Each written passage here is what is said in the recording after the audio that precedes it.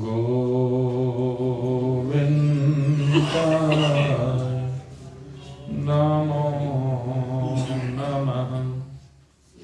श्रीकृष्णाय नमो नमः। नारायणाय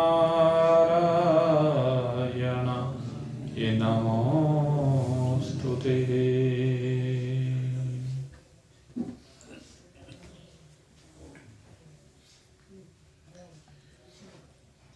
उपस्थित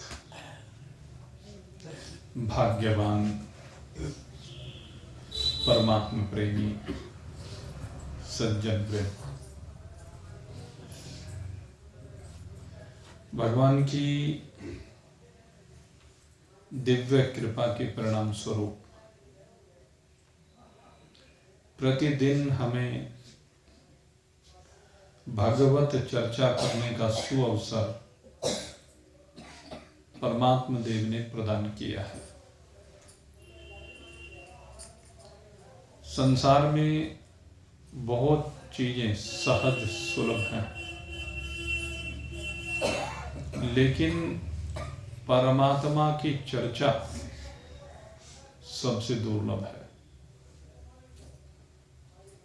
क्योंकि जन्म जन्मांतर से ये जीव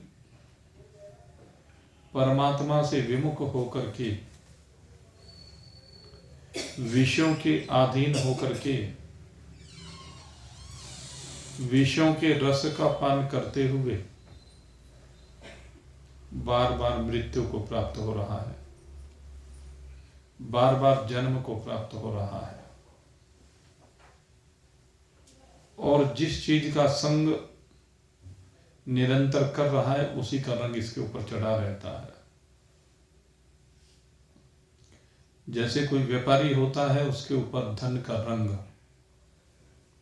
चढ़ा ही रहता है। कामी होता है तो रूप का रंग उसके ऊपर चढ़ा ही रहता है। सम्मान के भूखे व्यक्ति के ऊपर प्रशंसा का रंग चढ़ा ही रहता है।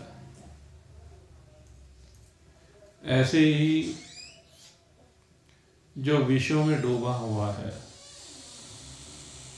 उसके ऊपर विषयों के रस का रंग चढ़ा हुआ ही है। अन्य भाव तो परिवर्तित होते भी रहते हैं, लेकिन विषयों के रस में डूबा हुआ व्यक्ति, क्योंकि जब से जीवत्व से संयुक्त हुआ है तभी से उनका संग कर रहा है। शरीर कोई भी हो, उसी में विषयों का संग है। ये कह सकते हैं कि इस मनुष्य शरीर में जैसे धन का संग है, लेकिन अन्य शरीरों में धन का संग नहीं है, धन का संग्रह नहीं है। इसलिए धन का प्रलोभन अन्य शरीरों में नहीं है। लेकिन ये विषयों का प्रलोभन, ये विषयों का संग, ये विषयों का रंग, ये तो भाई सारे शरीरों में चढ़ा हुआ है। इसीलिए कहते हैं कि इन विषयों के रस में जो डूबे हुए जीव हैं, उनके ऊपर कभी कभी जब परमात्मा की कृपा होती है, तो परमात्मा की कृपा होने पर ही उनकी वृत्ति परमात्मा की ओर आमुख होती है, अन्यथा तो विमुख ही रहती है। बहुत कम प्राणी ऐसे हैं जिनकी वृत्ति परमात्मा की ओर हुई है,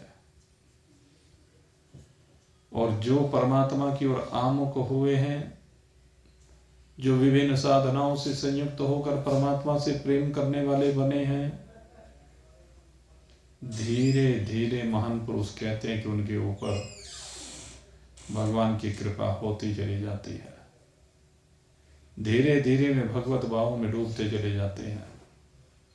जैसे जैसे उनका प्रेम बढ़ता जाता है, भगवत कृपा का आनंद भी वो नित्य निरंतर बढ़ता चला जाता है।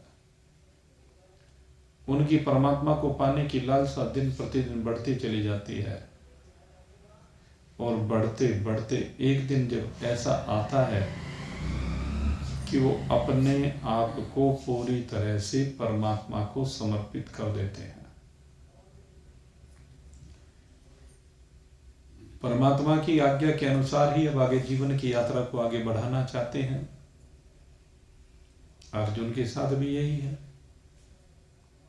अर्जुन भी अब संसार से विमुख होकर के परमात्मा की ओर आमुख हुआ है। तद विद्धि प्रणिपातेन परिप्रश्नेन सेवया, और भगवान की शरणागति को प्राप्त होकर के अपने आप को सिरेंडर किया है। और सिरेंडर करने का परिणाम यह हुआ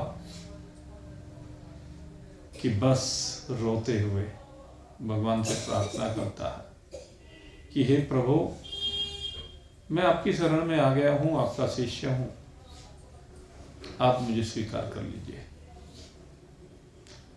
कार्पण्य दोषोपत स्वभाव पृच्छामि त्वां धर्मसम्मूढचेता यश्रेयाननिश्चित्वं ब्रूहि तन्मे शिष्यस्तेऽहं साधिमां त्वं प्रपन्नम्। अर्जुन कहता है, प्रभु मैं आपकी शरणागति को प्राप्त हो गया हूं, अब मुझे नहीं पता क्या करना है। कहते मेरे लिए जो भी श्रेय करो या वही निश्चित करके, श्रेयान निश्चित, श्रेयान निश्चित, श्रेय को निश्चित करके, उत्तम को नियुक्त करके, श्रेष्ठ को निश्चित करके मुझे तो आज्ञा दे दीजिए। या श्रेयान निश्चित्वं ब्रूहि तन्मे शिष्यस्तेऽहं साधिमां त्वं प्रपन्नम्। और शिष्य की यही विशेषता होती है। जो वास्तव में सच्चा शिष्य होता है, सही शिष्य होता है, वह अपने गुरुदेव के चरणों में पूर्णतः समर्पित हो जाता है। और पूर्णतः समर्पित होकर के उनकी आज्ञा के अनुसार, उनके इशारों को समझते हुए अपने जीवन को दिशा देता है। अर्जुन भगवान के इशारों को समझ करके दिशा दे रहा है। और जहां कुछ शंका होती है पूछ लेता है, जहां समझ में नहीं आता है पूछ लेता है। लेकिन जब भगवान ने विराट स्वरूप दिखला दिया तो विराट स्वरूप को देख करके अर्जुन आश्चर्यचकित हो गया, अचंभित हो गया। कैसा दिव्य स्वरूप है जिसमें सब कुछ समाया हुआ है, जिससे अछूता कुछ भी नहीं है। भले भी उसी में है, बुरे भी उसी में है, सज्जन भी उसी में है, दुर्जन भी उसी में है, पापी भी उसी में है, पुण्यात्मा भी उसी में है। सबका आश्रय स्थल उस विराट को ही देखता है। उस विराट पुरुष में ही देख रहा है कि सबको आश्रय मिल रहा है। उस विराट पुरुष में ही सबका पालन हो रहा है, या विराट पुरुष से ही सबका पालन हो रहा है। और विराट पुरुष में ही सब कुछ लय को प्राप्त होता जा रहा है। ऐसी स्थिति है। अर्जुन ने जब ऐसा देखा तो आश्चर्यचकित होकर पिछले भावों का स्मरण करता है कि किस प्रकार से मैंने इन भगवान को,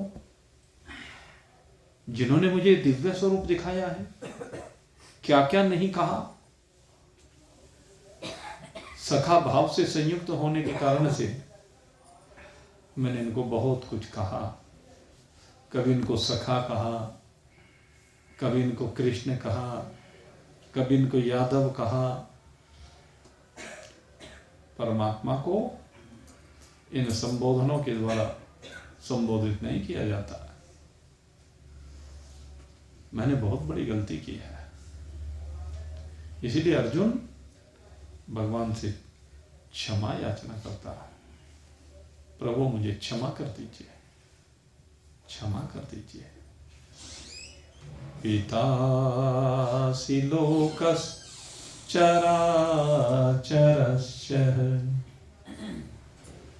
कहते हैं चर और अचर रूप से जितना भी संसार है, क्योंकि दो ही रूप हम देखते हैं, एक चैतन्य, एक जड़, चर और अचर। तो ये दो प्रकार का जो जगत दिखाई देता है। अब इस विराट पुरुष में उसने क्या देखा? कहते हैं दोनों प्रकार के जगत का। इस जगत में जड़ जगत भी आ गया और चैतन्य संसार भी आ गया, जिसमें जीव समुदाय है, 84 लाख प्रकार के जो जीव है।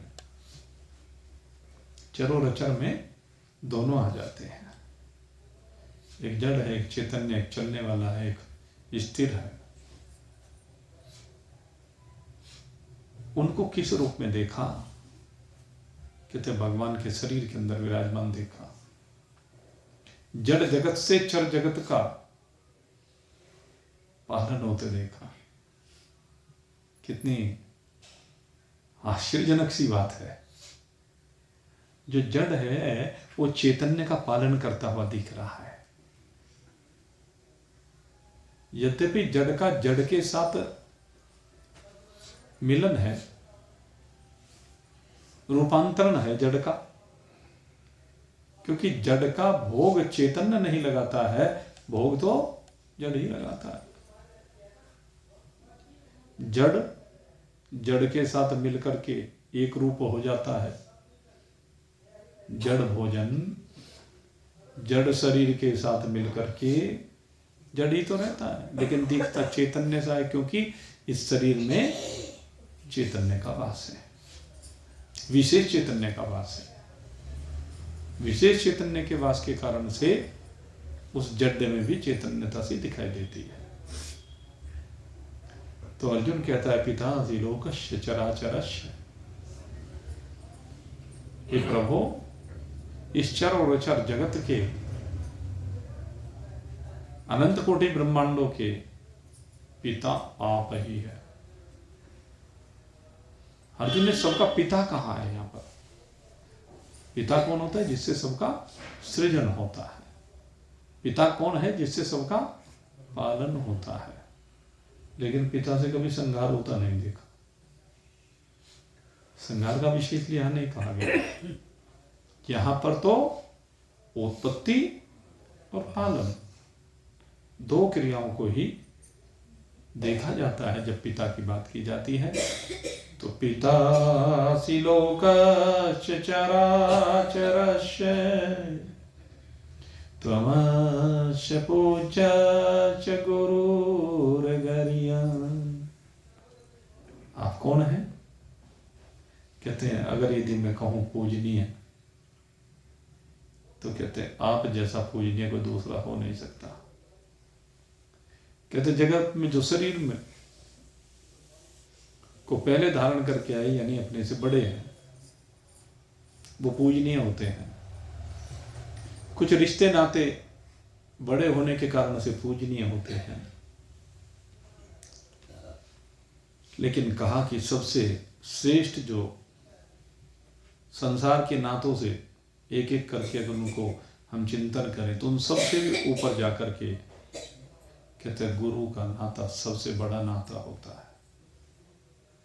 ये गुरु, माता, पिता, अतिथि, इन तीनों से अधिक पूजनीय होता है। जन्म देने वाले माता पिता से भी ऊपर जो पूजनीय है वो गुरु है। यही बात अर्जुन कहता है कि आप जितने भी पूजनीय हैं संसार में, उन सब पूजनीयों में सबसे श्रेष्ठ जो गुरु हैं, जिनको हम सबसे ऊपर रखते हैं, सबसे अधिक पूजते हैं, सबसे ज़्यादा मानते हैं, क्योंकि गुरु को दूसरा पिता कहा जाता है, और दूसरा पिता भी श्रेष्ठ पिता। जो जन्म देने वाला पिता है उससे भी बड़ा पिता माना जाता है। जगत में सांसारिक पिता धन संपदा अपनी सारी दे देता है, लेकिन गुरु कहते धन संपदा से ऊपर की बात करता है। वो विद्या दान देता है, कहते जिसका कोई मोल नहीं। विद्या को खरीदा नहीं जा सकता, विद्या तो अनमोल चीज है। विद्या का दान देने वाला इसीलिए इस जगत में सबसे श्रेष्ठ माना जाता है, इसलिए वो गुरु कहलाता है। और उस गुरु को अनेक महान पुरुषों ने कहा, गुरुर ब्रह्मा गुरुर विष्णु गुरुर्देवो महेश्वरः गुरुर साक्षात् परब्रह्म तस्मै श्री गुरुवे नमः। गुरु को ब्रह्मा विष्णु महेश इन रूपों में देखा जाता है, क्योंकि ये संसार के श्रेष्ठतम गुरु हुए हैं। इसलिए हम गुरु को बारंबार नमन करते हैं। शिष्य का जो अज्ञान है उसका विनाश करने वाले होते हैं। शिष्य संताप हारणी तस्मै श्री गुरुवे नमः इसलिए कहा जाता है, क्योंकि माता पिता जो जन्म देने वाले होते हैं वो अपने पुत्र के तापों से निवृत्ति करने वाले नहीं होते। जो संताप है, जो दुख है, माता पिता उसकी निवृत्ति नहीं कर पाते। लेकिन सदगुरुदेव ब्रह्म ज्ञान का उपदेश दे करके संसार के सब प्रकार के पाप ताप से अपने शिष्य को निवृत्त कर देते हैं। अज्ञान ध्वांध विध्वंस, अज्ञान का ध्वंस कर देते हैं। अज्ञान छोड़ते नहीं है, क्योंकि वो उसको इतना प्रकाशित कर देते हैं, कोटि सूर्य समप्रभा। कहते करोड़ों सूर्यों की प्रभा भी जिसके सामने फीकी पड़ जाए, ऐसे दिव्य अलौकिक स्वरूप में उसे विराजमान कर देते हैं, जिसके बाद फिर अंधकार की बात रह ही नहीं जाती है, ताप की बात रह ही नहीं जाती है, पाप की बात रह ही नहीं जाती है। पाप और ताप सब निवृत्त कर देते हैं। इसलिए गुरु को सबसे श्रेष्ठ स्थान प्रदान किया है। और ये गुरु मोल में तो आता नहीं है भाई, इसका ज्ञान मोल में नहीं आता, इसका मतलब भावी है। और जो गुरु जी को पैसों से खरीद लें, ये समझ लें कि भाई हम तो हमारे पैसों के कारण से गुरु जी हैं, हमारी वजह से गुरु जी हैं, तो भाई ऐसे वो चेले हैं, ऐसे वो गुरु जी हैं। आज कोई मेरे से कह रहा था कि भाई वो टीवी खोला, जी नहीं करता, आज देख लिया टीवी खोल के, और एक वो आए कहने लगे बस जैसे टीवी खोला मांगना शुरू। संपत्ति इकट्ठी करनी केवल, संपत्ति को बढ़ाना केवल, न जाने किस किस नाम पर। महात्माओं का क्या मतलब है? तुमने क्या ठेका लिया है? ठीक है, संसार को प्रेरित कीजिए, जो करे सो ठीक, नहीं करे सो न जाने। तुम क्यों चिपके पड़े हो? क्यों मांग रहे हो? एक और तो कहते हो दाता एक राम, भिखारी सारी दुनिया। राम जी दाता है, तो राम जी से मांग लो, ने क्यों सबसे मांगते फिरते हो? और जहां तक बात है किसी भी शुभ संकल्प की, तो जो संकल्प जिसने पैदा किया वो पूरा करेगा, ये काम उसका है, आप खुद दिमाग लगाते हो। लेकिन भाई लोभी गुरु लालची चेला, हम गुरु जी लोभी हो और चेला लालची हो। गुरु जी की दृष्टि चेले के माल पे, चेले की दृष्टि गुरु जी के माल पे। एक बहुत पहले टेलीविजन में हम सुना करते थे, बड़े अच्छा बोला करते थे, अब भी यदा कदा कभी दिख जाते हैं। अब वो उनके पास एक व्यक्ति ने आना प्रारंभ किया। वो कथा में तो ऐसे आता, लेकिन वैसे मिलने के लिए आता, जहां भी वो रहते वहीं पहुंच जाता। अब जब कोई व्यक्ति लगातार आता रहे, महीने 2 महीने 4 महीने आता रहे, अब आने के लिए उसने पहले क्या काम किया, आता साथ में कुछ प्रसाद लेके आता, कभी मिठाई ले आता, कभी फल ले आता, कभी कुछ ले आता, कभी कुछ। तो धीरे धीरे जब रोज कोई कुछ लेके आता तो भाई नजरों में चढ़ ही जाए। वो जब किसी की कुछ ना कुछ कार्य चलता रहता तो नजरों में जरूर आ जाता है। तो जब कितने दिन तक उन्होंने देखा भाई आ रहा है, फिर एक दिन उसने 500 रुपए का एक नोट रख दिया। कोई बात नहीं, धीरे धीरे वो बस उसका परिचय होने लगा। परिचय होने लगा तो भाई गुरुजी अब तो जानने लगे। वो 500 बजे 5000 हो गए, और आगे बढ़ने लगे 11000 हो गए, और कुछ प्रोग्राम्स आया तो वो 1 लाख रुपए हो गए, और एक गुरुजी ने एक बहुत बड़ा आयोजन किया, वो 5 लाख हो गए भाई। अब गुरुजी ने देखा भाई चेला तो जो बहुत माल कमा रहा है। तो होते होते पता चला क्या काम करते, कहने लगे मैं तो वो फाइनेंस का काम करता हूँ, वहां मेरा करोड़ों का फाइनेंस, वहां करोड़ों का फाइनेंस। कहने लगे बहुत बढ़िया, कितना ब्याज लेते हो? कहने लगे 2% का ब्याज लेता हूं। फाइनेंस में 2% का ब्याज आ जाता है। कहने भाई तुम फाइनेंस करते हो, इतना पैसा, इतनी डिमांड आती है, कहां से लाते हो? कहने लगे जी बहुत पार्टियां हैं, मेरी एक आवाज पर चुटकी बजाते ही बहुत रुपया आ जाता है, बहुत जानने वाले, इधर से लेता हूं उधर कर देता हूं, इधर से लेता हूं उधर कर देता हूं। कहने लगे अच्छा भाई। अब धीरे धीरे और घनिष्ठता बढ़ती चली गई, और वो गुरु जी के ऊपर खूब लुटा रहा है। अब गुरु जी ने देखा भाई जो मेरे ऊपर इतने रुपए लुटा रहा है, लाखों रुपए, तो कोई लाखों रुपए यूं ही तो लुटा नहीं सकता। तो गुरु जी एक दिन चुपचाप अब उससे घनिष्ठता होते होते कहने लगे भाई एक काम कर सकता है कि क्या, कि मैं कुछ पैसा मेरा भी चढ़वा दे। कहने गुरु जी अच्छा मैं विचार करूंगा। एकदम नहीं यार लाइन पे, गुरु जी विचार करूंगा। और फिर गुरु जी ने एक दिन फिर कहा, अब गुरु जी को ये हो गया कहीं ना कहीं तो पैसा ठिकाने लगाना ही है, चलो वो बढ़ के आता रहेगा, अब ब्याज का लालच है, अगर 2 रुपए पे आगे चलाता है। खैर एक दिन फिर गुरु जी ने कहा कि मैं गुरु जी असल में क्या बताऊं, मैं आपका पैसा कैसे चलाऊं, मुझे लगता नहीं, अच्छा नहीं लगता। नहीं भाई जैसे व्यवहार में तुम दूसरे से लेते हो ऐसे मेरे से लेना, और मेरे से मुझे 10 पैसे कम दे देना, क्या फर्क पड़ता? नहीं गुरु जी आपको पैसे आपसे कम कैसे, आपको तो और ज्यादा दूंगा, बाजार से 1 रुपए पे लेता हूँ, आपको 1 रुपया 10 पैसे का ब्याज। चलो कोई बात नहीं गुरु जी, थोड़ा सा पैसा चलो मैं आपको लगा दूंगा।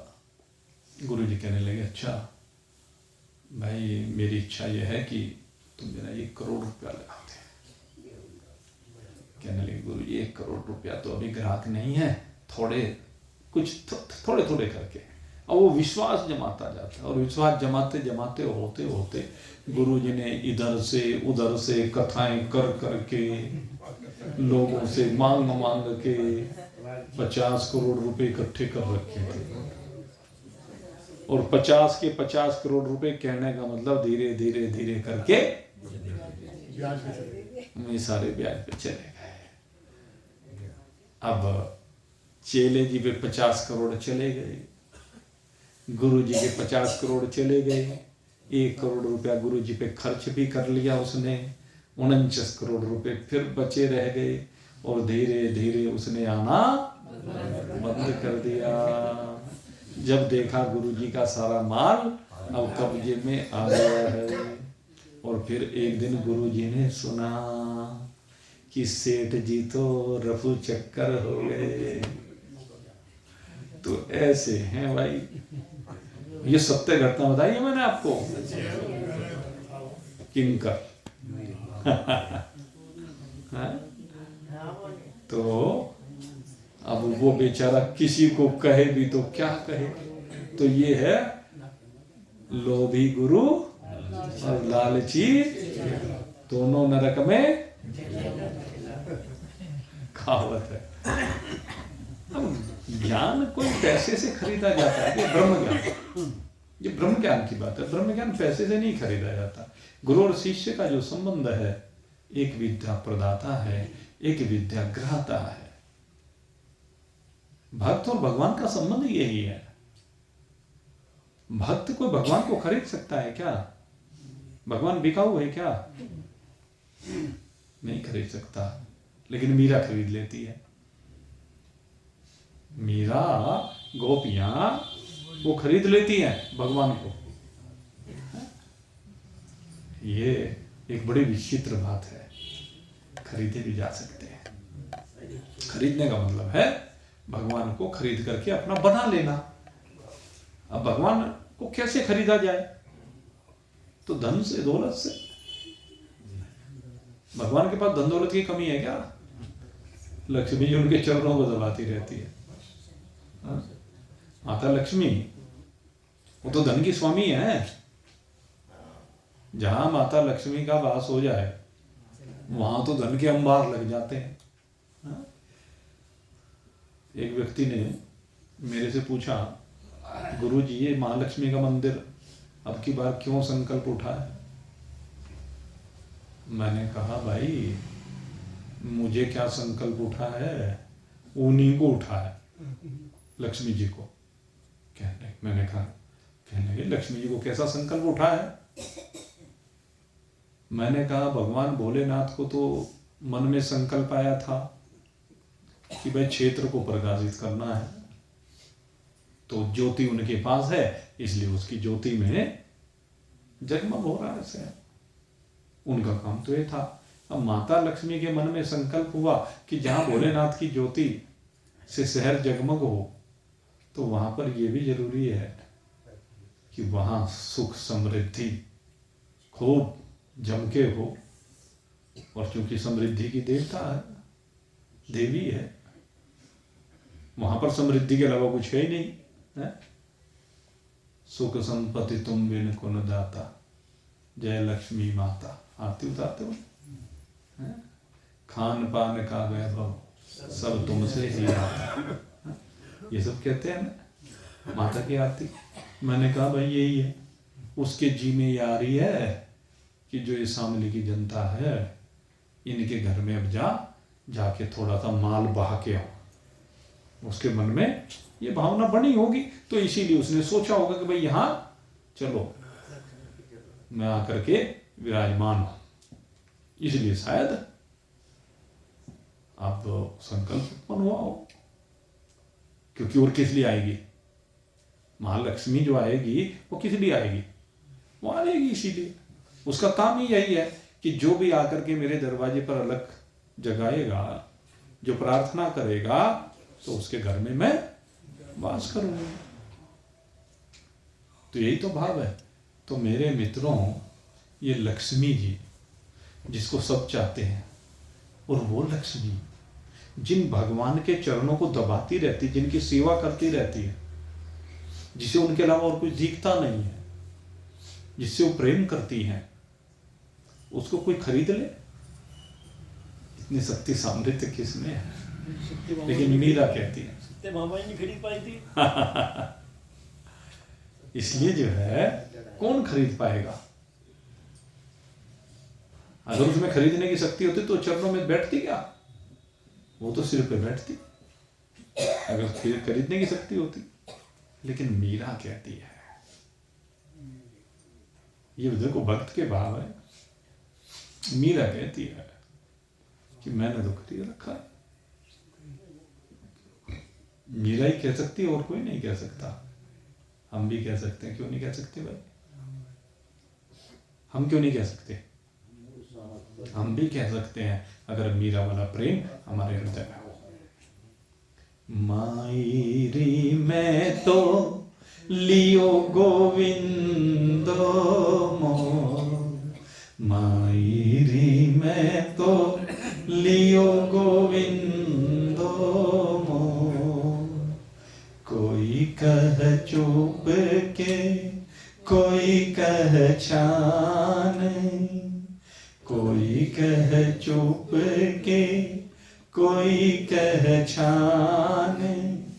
मायरी मैं तो लियो भजन तोड़ो, मायरी मैं तो लियो गोविंदो मोर, मायरी मैं तो लियो गोविंदो मोर।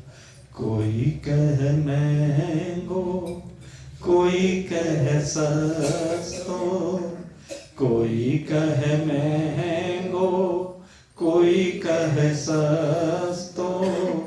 मायरी मैं तो लियो तराजू तो, मायरी मैं तो लियो गोविंदो मोर, मायरी मैं तो लियो गोविंदो मोर।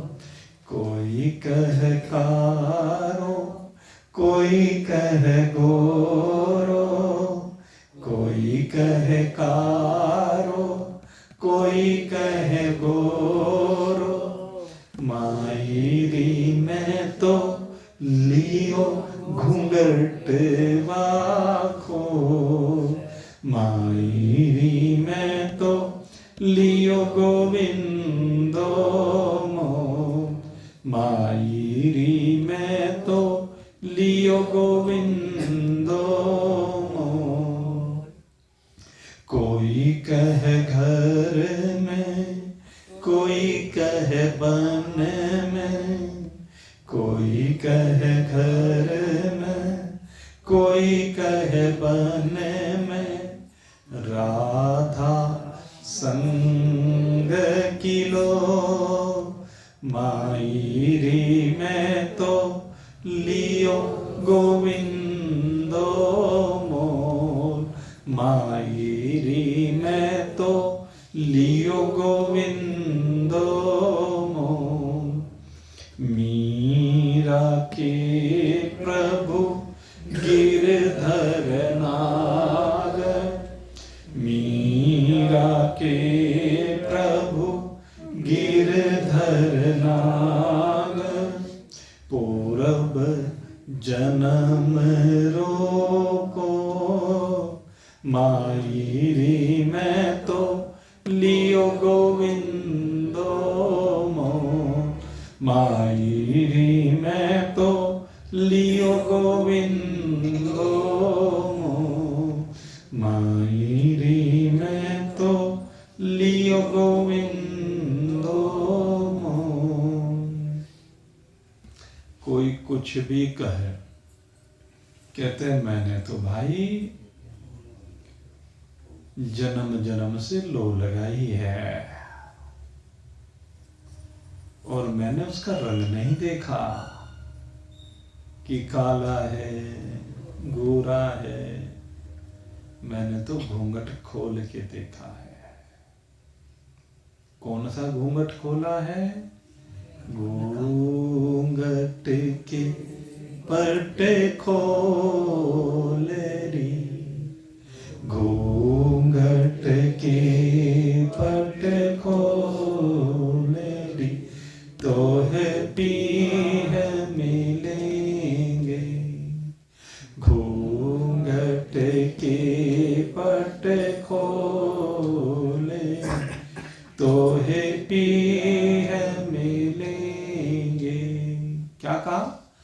मेरे गुरुजी ने कहा कि घूंघट के पट खोल तो तब ये पी मिलेंगे, तब ये प्रभु मिलेंगे, तब तेरा प्यारा मिलेगा। कहते घूंघट कौन सा ओढ़ रखा था? कहते शब्द का, स्पर्श का, रूप का, रस का, गंध का, ये पंचभूतों के विषयों के घूंघट ओढ़े हुए थे और मैंने इन पंच विषयों के घूंघट वय को उतार करके फेंक दिया और फिर घूंघट को उतार करके मैंने देखा न वो गोरा है न वो काला है, वो सबसे निराला है।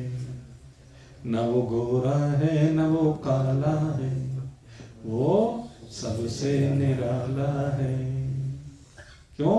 घट घट बसता राम रमैया, घट घट बसता राम रमैया, कटुक बचन मत बोलरी तोहे पीह मिलेंगे। सीधा सूत्र दे दिया। क्या तो घट घट में बस रहा है, इसलिए किसी को कड़वे वचन मत बोल। अगर कड़वे वचन बोलेगा तो कैसे मिल जाएगा? अगर उसे पाना है तो ये कड़वे वचन बोलने बंद कर दे। क्या कर? मधुरम मधुरम। कहा था ना कल आपको कैसे बोलने हैं? मधुरम। भगवान कैसा है? मधुरम मधुरम। वो मधुर से मधुर है और मधुर को ही प्राप्त होता है, कड़वे को प्राप्त नहीं होता। अर्जुन मधुर है, दुर्योधन कड़वा है, इसलिए कड़वे को नहीं मिला। किसको मिला? मीठे को मिला।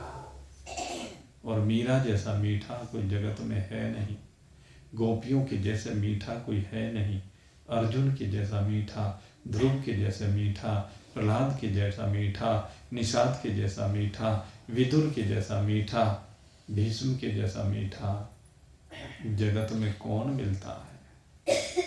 इन्होंने केवल प्रेम किया है और भगवान से जब इन्होंने प्रेम किया है तो भगवान इनके हो गए हैं।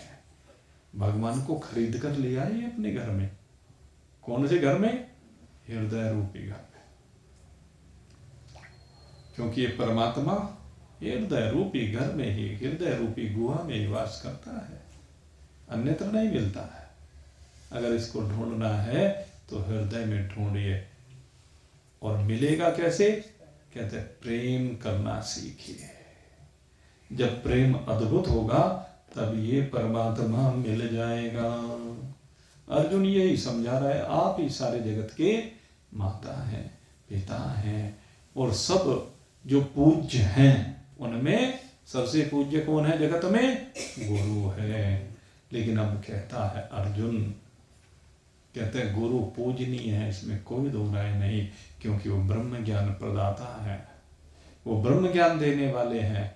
लेकिन आप कौन हैं? गुरुर गरिया। कहते आप गुरुओं के भी गुरु हैं। आप कौन हैं? गुरुओं के भी गुरु हैं। कृष्णम वंदे जगत गुरु। भगवान गुरुओं के भी गुरु हैं। वसुदेव सुतं देवं कंस चाणूरमर्दनं देवकी परमानंदं कृष्णं वंदे जगद्गुरुं। कृष्णं वंदे जगद्गुरुं। हे गोविंद, मैं जानता हूं आप गुरुओं के भी गुरु हैं, इसलिए आप सबसे अधिक पूजनीय। इसलिए जब एक बात मैं बार बार कहता हूं ना, इस जगत में सबसे अधिक पूजनीय गुरु है जो निरीक्षण है, जिसको इस ज्ञान के बदले में आपसे कुछ नहीं चाहिए, वो गुरु। जिसको ब्रह्मविद ब्रह्मनिष्ठ गुरु कहा गया है, वो सबसे श्रेष्ठ है, उससे बड़ा कोई नहीं है। लेकिन भाई इस जगत से बाहर की जब हम बात करते हैं, अनंत कोटि ब्रह्मांडों की हम बात करते हैं, तो वो गुरु किसका प्रतिनिधित्व कर रहा है? वो गुरु उस जगत गुरु का प्रतिनिधित्व करता है जिससे ज्ञान का प्रकटन हुआ है। जो ज्ञान वो दे रहा है वो उन्हीं की तो जुटन है। व्यासोच्छिष्टम इदम सर्व, कहते हैं सब कुछ व्यास जी का उच्छिष्ट है, व्यास जी की जुटन है। और सबसे पहला व्यास भगवान ने किसको बनाया? कहते हैं ब्रह्मा जी को सबसे पहला व्यास बनाया। इस सृष्टि में अब जो चल रहा है, इसमें हमारा ये वर्तमान जो कल्प कह लीजिए चल रहा है, इस वर्तमान कल्प में कहते हैं अब तक 28 व्यास हुए हैं। उन 28 व्यास में सबसे पहले व्यास ब्रह्मदेव है। व्यास कोई नाम नहीं है, व्यास एक पदवी है। व्यास एक ज्ञान को प्रदान करने वाले गुरु हैं। तो ब्रह्मदेव को सबसे पहले भगवान ने ज्ञान प्रदान किया और उनको सबसे पहले व्यास बनाया। तो कहते हैं आप सबसे पहले सृष्टि के जो गुरु हैं वो ब्रह्मा जी हैं, लेकिन आप उन ब्रह्मा के भी ब्रह्मा हैं, ब्रह्मा के भी गुरु हैं, ब्रह्मा के भी पिता हैं। कहते हैं पितामह है ब्रह्मा, लेकिन आप पर पितामह, इसलिए आपसे अधिक पूजनीय कोई नहीं है। न तत्समो तभ्यधिकः कुतो अन्यो, कहते हैं आपके समान ही जगत में कोई दूसरा नहीं है। फिर आपसे अधिक की तो बात ही कैसी की जा सकती है? आपके तो समान ही नहीं कोई, तो फिर अधिक की बात कैसे की जा सकती है? लोक त्रयपि अप्रथम प्रभावः, कहते हैं प्रभु आपका जो अद्वितीय प्रभाव है, कहते हैं वो इस त्रिलोकी में किसी का भी हो ही नहीं सकता, है ही नहीं। आपके जैसा प्रभाव कि दूसरे का है नहीं, इसलिए आपके बराबर ही नहीं कोई टिकता। ब्रह्मा जी हैं, अब आपके बाद किसे का है? ब्रह्मा जी। कहते हैं ब्रह्मा जी आपकी ही संतान है, तो आपके जैसा प्रभाव उनका कैसा हो जाएगा? ब्रह्मा जी के पास जो भी कुछ है वो आपका दिया हुआ है, तो आपके जैसे तो ब्रह्मा जी नहीं हो सकते। तो फिर आपसे बड़ा तो कोई कैसे हो सकता है? इसलिए आप जो है गुरु गरियान, गुरुओं के भी गुरु हैं। पूज्यश्च त्वम् अस्य पूज्यश्च, तुम ही सबसे अधिक पूजनीय हो, क्योंकि आप गुरुओं के भी गुरु हैं। आप इस सारे संसार के स्वामी हैं। इसलिए हे प्रभु, मैं आपके चरणों में बारंबार प्रणाम करता हूँ। हे प्रभु, मेरे द्वारा जो भी कुछ आपको अज्ञानवश कहा गया, क्योंकि मैं आपके प्रभाव को पहले जानता नहीं था, मैं आपके स्वरूप को पहले जानता नहीं था। आपने जो विराट स्वरूप मुझे दर्शाया है, इसको देखने के बाद मुझे ये ज्ञान हुआ है कि आपके सदृश कोई दूसरा नहीं है। इसलिए हे प्रभु, मैं आपको कोटि से प्रणाम करता हूँ, आपको बारंबार प्रणाम करता हूँ। हे प्रभु, मेरे ऊपर कृपा कीजिए, दया कीजिए। अर्जुन बारंबार भगवान से प्रार्थना कर रहा है, हे प्रभु मुझे क्षमा कीजिए, और जो गलतियां मुझसे हुई है आप उनको क्षमा करके अब मेरे ऊपर प्रसन्न हो जाइए। अर्जुन के माध्यम से हमें भी भगवान से यही प्रार्थना करनी चाहिए, क्योंकि गलतियां बहुत बार हुई हैं, लेकिन भगवान बड़े दयालु हैं, भगवान बड़े कृपालु हैं। जब कोई अपनी गलती को स्वीकार कर लेता है और आगे गलती ना करने का संकल्प लेता है, भगवान की पूर्णतः शरणागति को प्राप्त हो जाता है, तो निश्चय ही भगवान उसके ऊपर कृपा किया करते हैं। तो ये विश्वास रखते हुए बारंबार भगवान के चरणारविंदों में नमन करते हुए अब यहीं पर आज के सत्संग को विश्राम दे रहे हैं। कल फिर भाई आपकी सेवा में उपस्थित होंगे और जो भी प्रसाद होगा प्रदान करेंगे। और परसों माता अन्नपूर्णा का भंडारा यथावत जैसे होता है लाला जी की दुकान पर, और शाम को वो प्रसाद फिर यहाँ भी वितरित करेंगे। आप सभी के लिए बहुत बहुत शुभकामनाएं। बोलिए सच्चिदानंद भगवान की जय।